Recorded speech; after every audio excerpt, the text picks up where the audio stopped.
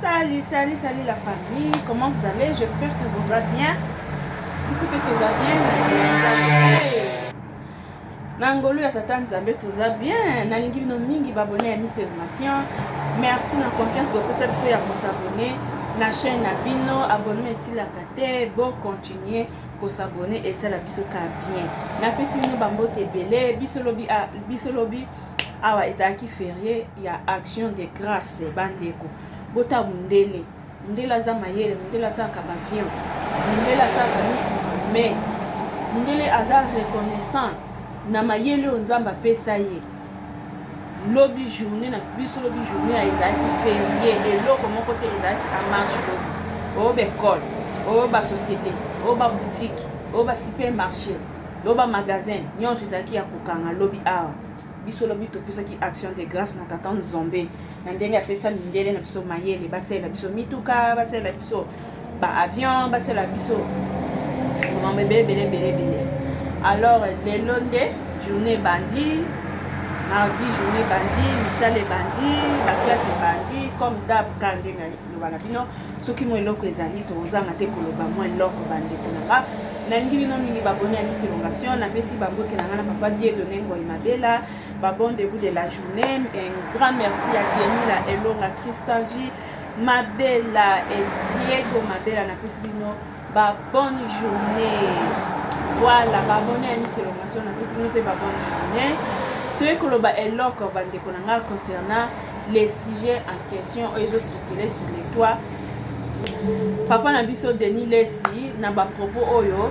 a lobito azoloba concernant moi na sœur Marie Misambo. Comment et comme ezo ya makasi sujet oyo ezo mataka bandeko to condamner na papa Denis Lesi te bandeko na ngai. To condamner na papa Denis Lesi te bandeko na ngai. Denis Lesi to ebi azane mutoko loba mais ali bomate. Denis Lesi azali bomate bandeko. A cause ata lali na ya lamukika aloba mambo makasi boye et puis na mutu o azana emo woi na njimite. Alors c'est à vérifier. Hein bande. C'est à vérifier bande konanga avant ya bamba Denis Lesi mabanga c'est à vérifier parce que azazo bate pas le makambo bueno qui est comme sous famille ba porter plainte. Non. Maman na biso akoki ne pe ko bota. Famille pe boyebi na bino pété ezala nango abombi ne pese moi pe aboti pe famille pe boyebi te Denis Lesi azazo bate avant bozong sa Denis Lesi na prison bo vérifier na soupe moi nazali babomba mona te babomba zeme babomba mona te soki moi nazali pourquoi robomba moi et puis moi il paraît comme des asona ba 24 so ba 24 pourquoi robomba moi babomba mona te bandeko kwa ni mona nazo vivre na vie à cachette soki azali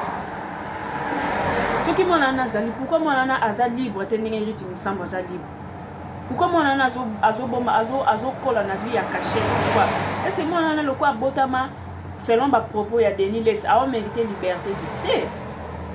azo mérité liberté il faut à vivre ndenge mutu surtout à vivre à libre il faut à bénéficier pe na ba conseil ya héritage ndenge grande sœur na a bénéficier na ngo ezaka riti Misambo te bandeko avant ya ko tenir guerre na papa Denis Lesi faut ko vérifier dans dossier oyo nanu bokita na na source famille Marie Misambo que cela me pose après akoko bota pe bino pe famille pe boyebi na bino pété zomon akompe obota bino pe famille pe boyebi lokwa likambo dini po Denis Lesi na circuit ya ba pasteur Denis Lesi azo baté pour le mambo boy vous comprendre Denis Lesi azo baté pour le mambo et ama moi makasi même si tu vas kino na la police ba kanga Denis Lesi makasi so eza mambo lokuta soza mambo so eza mambo lokuta ba kanga Denis Lesi makasi po basakana na identité ya mowe te basakana na makambo mwana te vous comprendre Denis Lesi azo baté alors avant non boya na moto bo vérifier msundo na bino pa bota ya solo comme ça pour récupérer moi na botie na ra ya bana nyoso tu ya ndeko na bino pourquoi ko stombo katoko ko lobakeo makambo fait comme na justice il faut non pour vérifier na parce que Denis Lesi azo baté Denis Lesi aza ba méchant na ba ko ba salaki na matanga ya papa Moïse Mbie yaza mvuluzi non notre tonton ya Maindombe biso nda bongo tolinga vérité transparence biso na vérité transparence lokuta te likambo so eza oui loba oui so eza blanc loba blanc eza noir loba noir eza te likambo eza oui bino boya loba na bato noir mpe botema na chaîne non eza malamu te boverifie nano mosusu mpe koza mpe ya solo biso tozalaka na douleur ya moyembi na biso akenda biso mobesu boye toboyi te mais sikoyo ntango toyoka mwa banini ebima na nkombo ya motu esa akenda na quelque part mpe esa apasi mais mai eninga na pamba te ntango likambo ebimi c'est à vous famille ou bien mwana yango en question boyeba kovérifie nanu soki makambo baoloba oyo parce que internet ebimisa makambo ka bomona ndeti bafanti bango balingaka koloba mais so olandela mokokoli ya mambo ya solo mais so eza mambo ya solo pourquoi mwana à vivre en cachette non il faut vivre le bana nyonso tout un mot pe akepe kisasa aketala bandeko ne to moni pe nde rythme samba salara un mot pe moi yango babeti pe abeti pe conseil héritage nde pe rythme samba salara faut azana liberté mais so azo vivre en cachette pour babota qui est na ndenge ya lisu soki ndoni non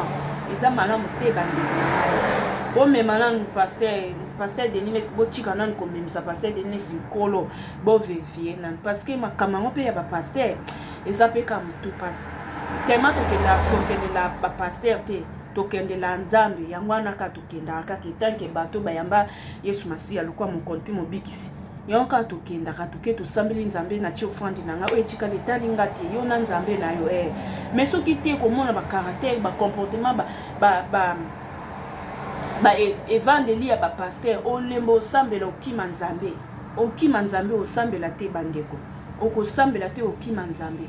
na yes natiki nanu bato baolo bakanisa denilesi avant bokanisa denilesi boverifie nanu parce que likambo bima pamba te ekoza pe ya solo boverifie frère Kanik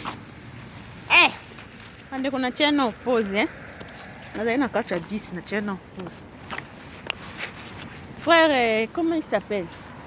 Frère Kaniki. Frère Kaniki. Yo pe tika no ba mission. Tika no be mission papa. Tu ebi kozaki proche ya Marie Misam. Tu ebi ozanoka ba riti Misam to yebi mais tika no be mission. Ozomonte yo pe tango zo ya koloko sa be mission. Au moins te yo pozo ozolamusa dossier yango na place si là ezo continuer. Tika no ko sa be mission pardon.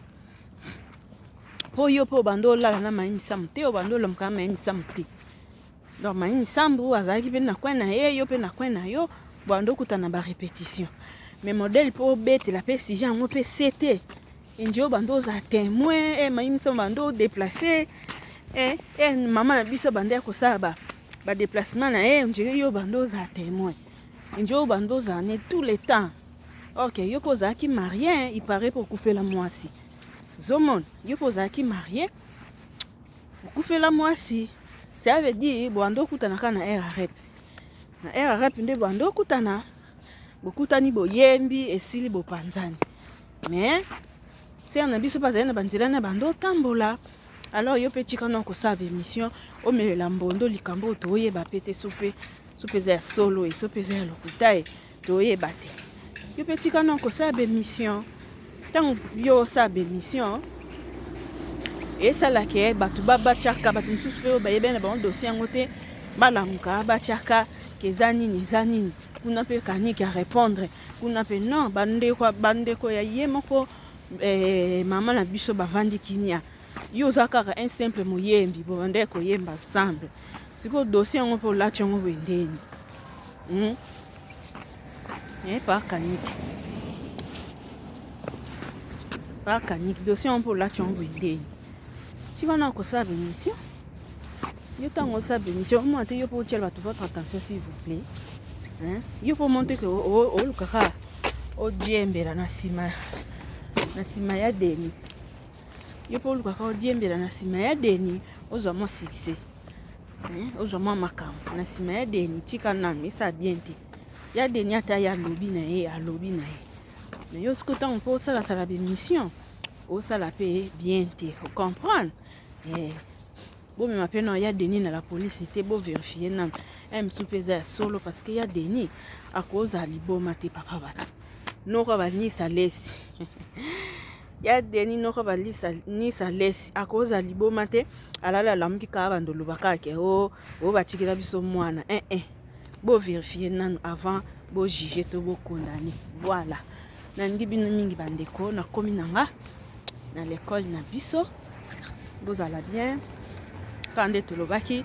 soki mo eloko ezali to bando lexaka mo 10 minutes mo 15 minutes pesa la ka bien na pesi no bambo tebele bo oublier te ya ko s'abonner massivement na notre chaîne pesa biso ka bien. Bisous, bye.